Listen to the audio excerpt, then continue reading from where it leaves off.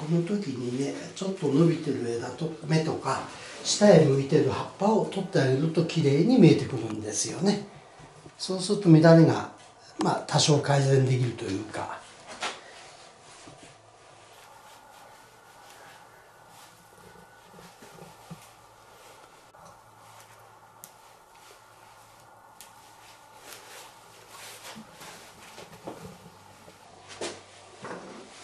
これである程度理想のところへ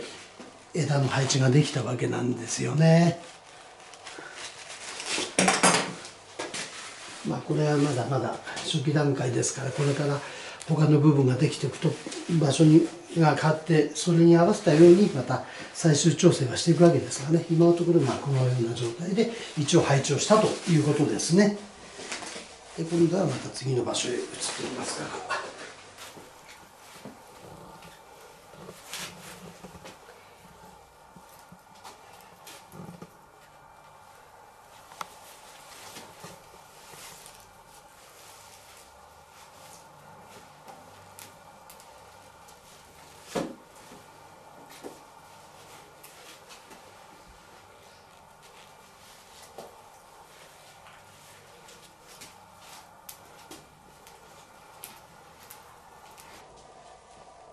でこの時に今葉っぱを取ってるんですけどね、枝と枝との股にいっぱい新芽が出てきてるんですね。そういうものは不必要とある場所にとっては取ってしまいますから、全部が不必要じゃないとは言いませんが、不必要な場合が多いですから、その場合はこうやってどんどん取っていって、枝分かれをはっきりしてあげるためにも取る必要があると思って今取ってますからね。また枝に出た葉っぱっていうのはなるべく取ってもらった方がいいかと思いますね。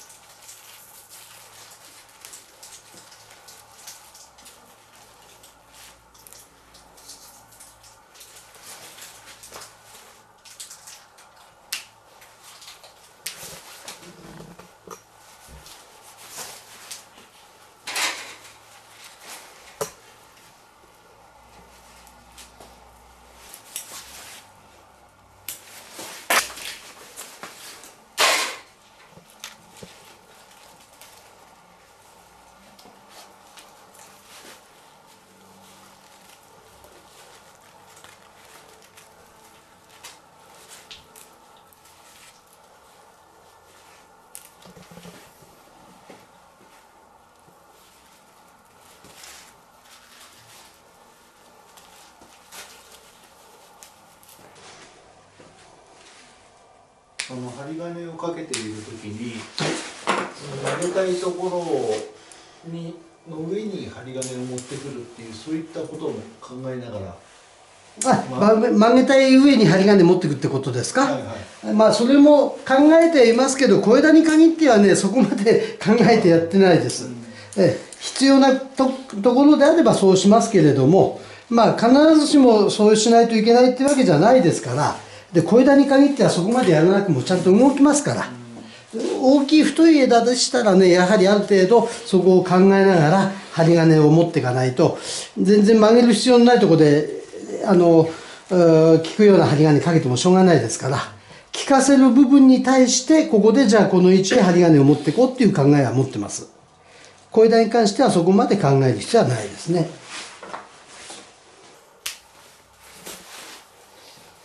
だから効かせ方を知ってれば余分な針金かける必要ないんですよね。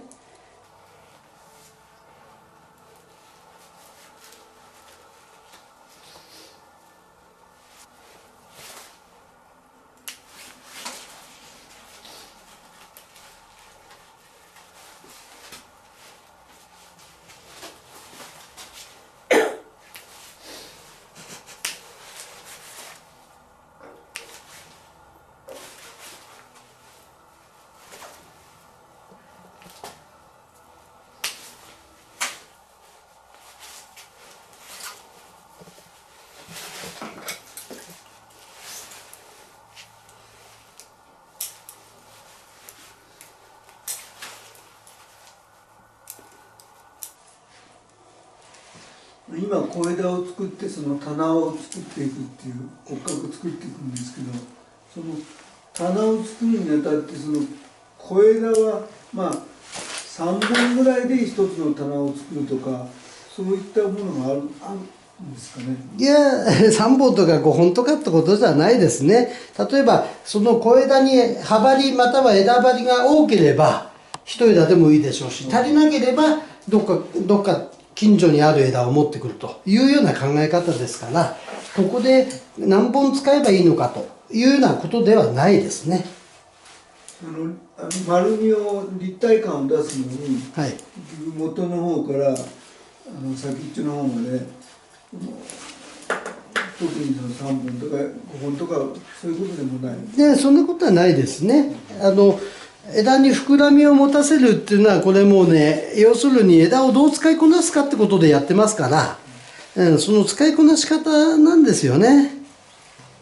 だからふっくらと見せるようにかけるかけ方、またはそのための配置の仕方っていうのはありますから、その辺がだからなかなかこのやって数の中で身につけるってことで我々やってきてますからね。だからやはりこの膨らみを枝に持たせるってことになると、やはり立ってる枝も利用するということも必要ですしね。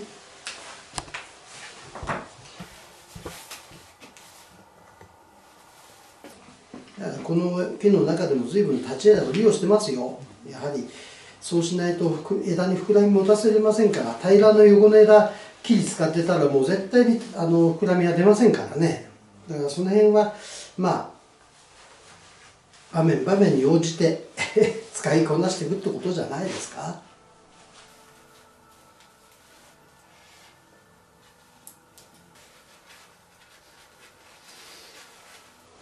でこれ今までね、一度前には針金かけてるんでしょうけど、ここ1年以上ね針金をかけない、または目摘みもしないで、自然の状態にしてましたからね、非常に葉が荒れちゃってるんですよね。葉の性質自体は細かいんですけれども、葉が荒れてますからね、やはりまとまりがちょっと悪いですね。でもこのまとまりの悪さも今年のお盆を過ぎた頃にはきれいに解決してきますから、それまでしばらく待ってるってことになるんじゃないですかね。この葉の状態を直すのはね、時は解決してくれますから。よくお客さんにこの葉の状態だと悪いんですよって言うと、どこが悪いのってよく聞かれるんですけれども、私どもはねそれはもう経験上で見てますから、この葉状じゃちょっと今の状態では見栄えが悪いからねっていうと、ちょっと理解されない人も随分いらっしゃるみたいで、なかなかそこをこういうことが分かれば理解できるよってことも言いにくいもんですからね。だからよくお話しするのは、悪い状態のことを記憶しといてくださいと。これ今悪いんですよと言われたそのことをよく記憶しといていただいて、半年後または、お盆過ぎにはこういうふうに葉組ができて葉がきれいになりますよと言われた時に、その汚い状態を覚えておいてもらうと分かるんですけど、そうじゃないときれいになってももともとこうだったんじゃないのっていうふうなことになってしまいますから、私どもよくお客さんにお話しするのは、一番悪い時の状態を覚えておいてくださいっていう話はよくするんですよね。そうしますと良くなった時に、ああこれが綺麗な状態なのか、そうか、あの時今思えば汚かったよなって分かっていただけるんですよね。そうじゃないと針金をかけてかっこよくなったことが満足感につながってしまいますから。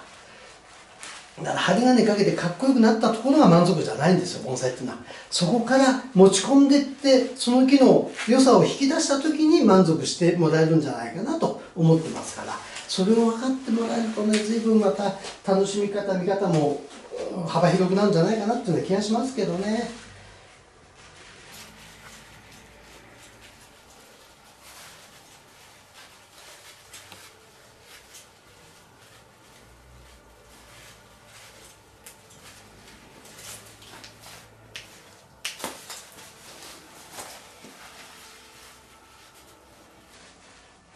盆栽っていうのはここを仕上がりとするんじゃなくて、ここから最高の地点に持っていくっていうのは盆栽の遊び方、醍醐味じゃないかなと思いますけどね。形が良くなったことよりもその最高地点に持っていく喜び、これが最高の遊びなんだなと思ってますんでね、常にその遊びが理解してもらえるともっと楽しくなっていくと思いますよ。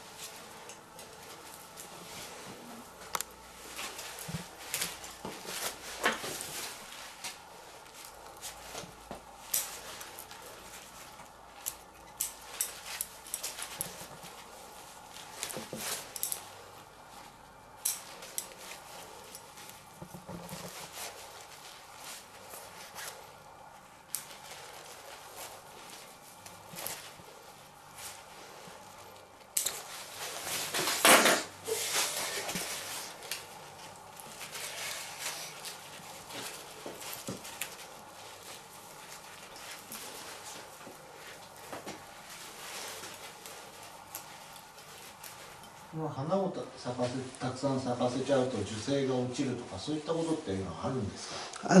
花はね、これオスメスがありましてね、心拍の場合は。で、オスギに花が咲くんですよ。で、咲いて樹勢が落ちるってことはないです。ただ花のついた跡が枯れるんですよね、新芽が。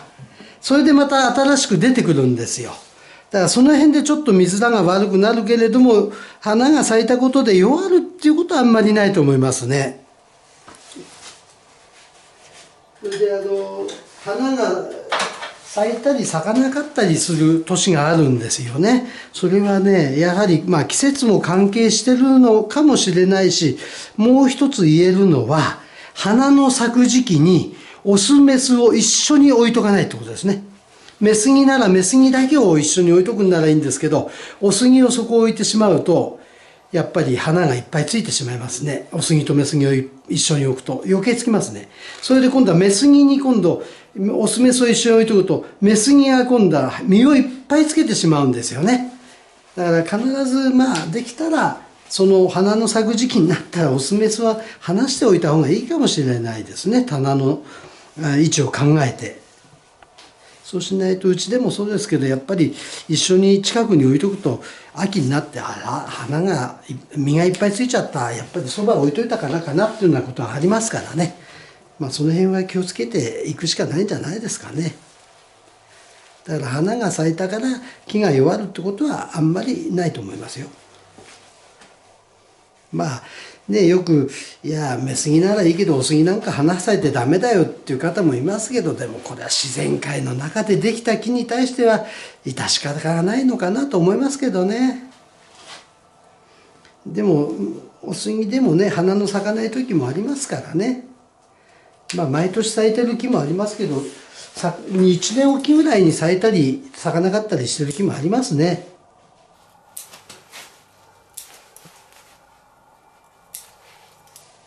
昔から言われてるんですけども、オスギの方が花が咲く葉性の方が葉が細かいよねってことはよく言われてますね、昔からね。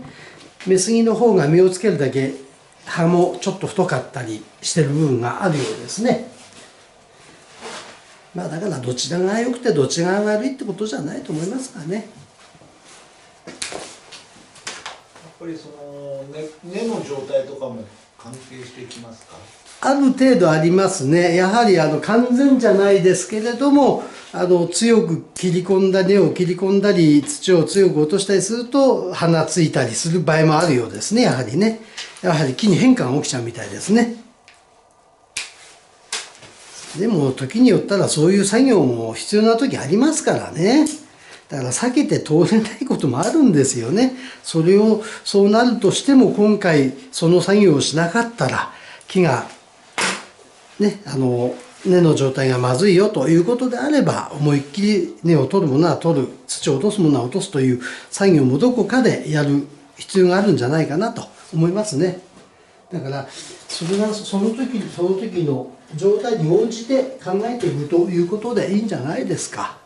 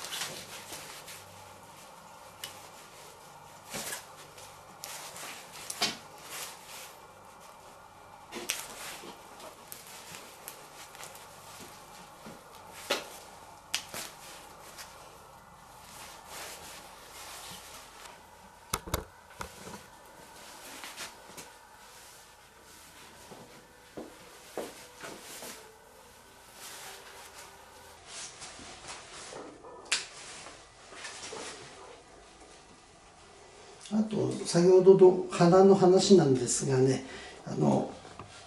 心拍にはオスメス両性もありますから、花も咲くし実もつけるという心拍ありますからね、そういうものもたまに見受けられてるうちにもそういう気がたまにありましてね、そういう時には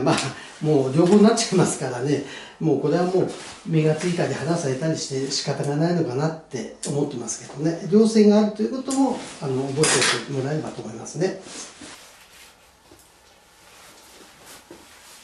それは山鳥のものでもってことですか？そうです、自然界にもあります。だからその枝がとかではなくて、そう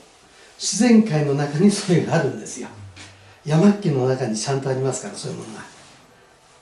だからやはり長い間にそういうものが出来上がっちゃってきたんでしょうね。自然の中で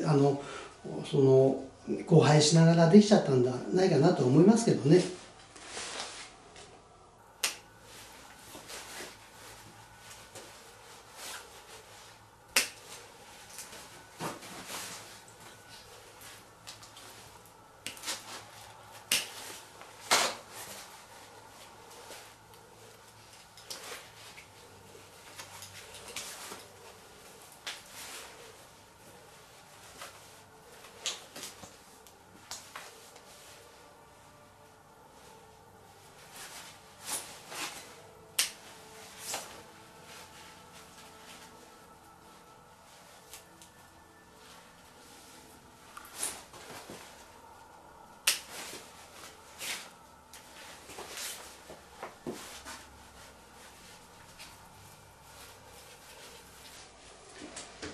ね、3分の2終わったんですかね。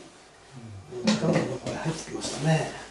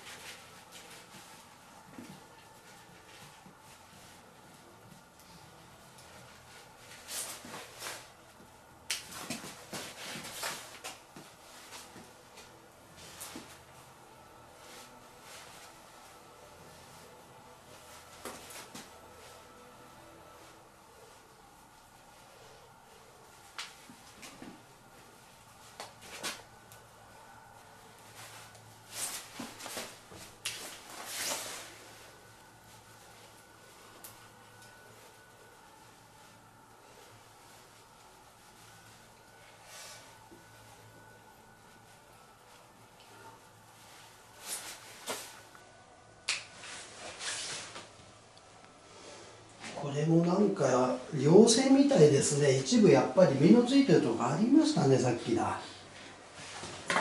お話ししたり、稜線の方ですね、この心拍のどうも。花が咲きながら実もついてるっていう。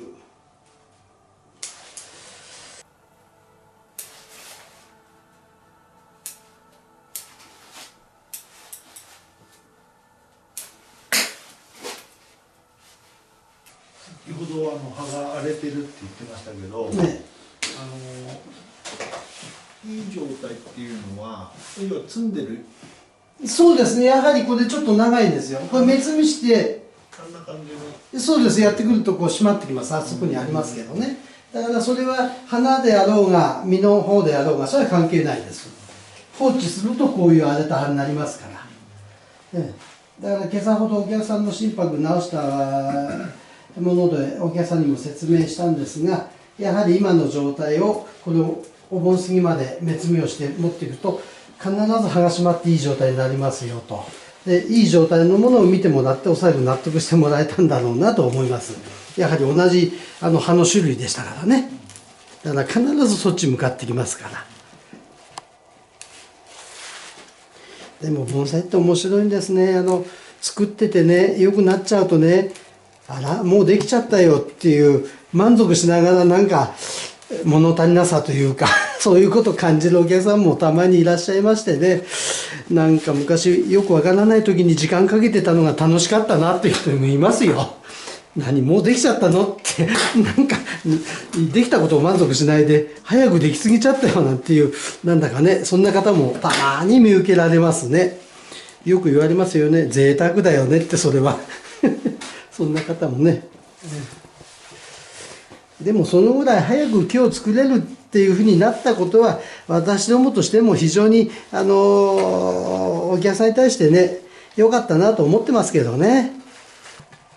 まあ要するに管理の仕方とか木の性質とかいろいろ分かると作ることに慣れてきますから、そうすると非常に早いんですよ出来上がりが。それだからなんだか満足しながら物足りなくなっちゃうってことなんじゃないですかね。ちょっと花とその実に戻りますけど、はい、毎年、剪定はしないにしても目摘みをしていって、はい、で花とか実は毎年それできた場合には取っていっちゃう。花は取るとね嫌がるですね。嫌がる。実の方は取っても嫌がらないんですけどね、花を取るとねどうも木嫌がりますね、やってきた経験上。だからある程度もう花が落ちるまでそのままにしとくというのがいいんかもしれないですね。無理やり花の粒を取るとね本当に木がいじけちゃうんですね。これで今度乾きが非常に悪くなります。花を取った時から。これはもう経験してますからね。花取ったことで木がいじけちゃって乾きが悪くなったってことは根の動きが鈍っちゃったってことですよ。そういう生理現象を木の方で訴えてきますからね。不思議ですよね、それもね。なんか実取ってやったんだから楽になったでしょって思うのは人間の勝手であって、木に取ったら大きな迷惑だよってことなんじゃないですか。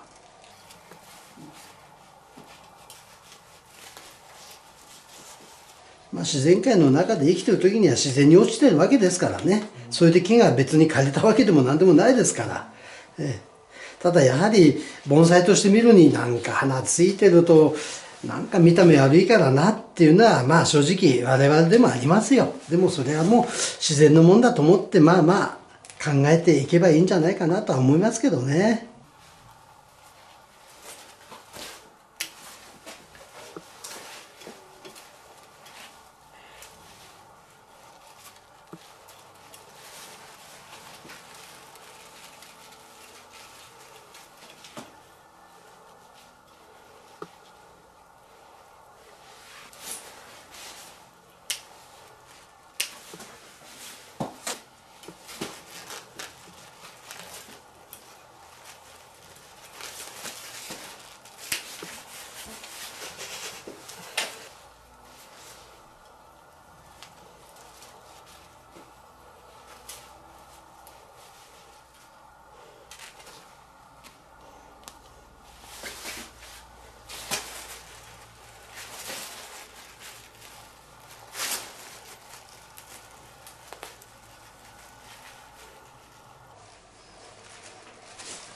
つみをしてると、まあ、いわゆる芽が摘んできてこう綺麗な状態になるっていう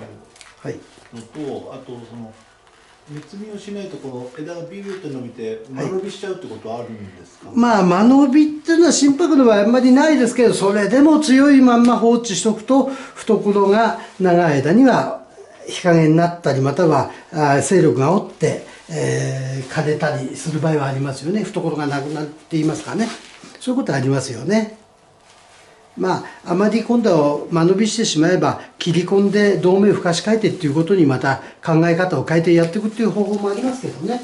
まあそういう木もたまにありますから、2年ぐらいかけて追い込んで作り変えていくってことも作業の中にはたまにありますね。だからそういうふうにしないように芽摘み等をしてもらうということじゃないですか。その木に元気があるない関係なく芽摘みっていうものは、まあ弱った部分はあんまりしない方がいいでしょうね。強いところはやっていただいていいけど、この木は弱ってるよなって思ってたら芽摘みはあんまり繰り返さないで、今回はじゃあ少し規制を乗せるために、芽摘みをしないで置いとこうということも一つの考え方だと思いますよ。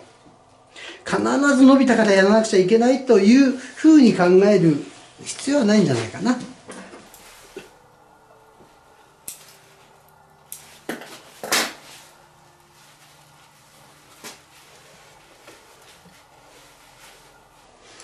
まあ、盆栽を毛作りしていく上で臨機応変に対応していくとは非常に難しいところなんですよね。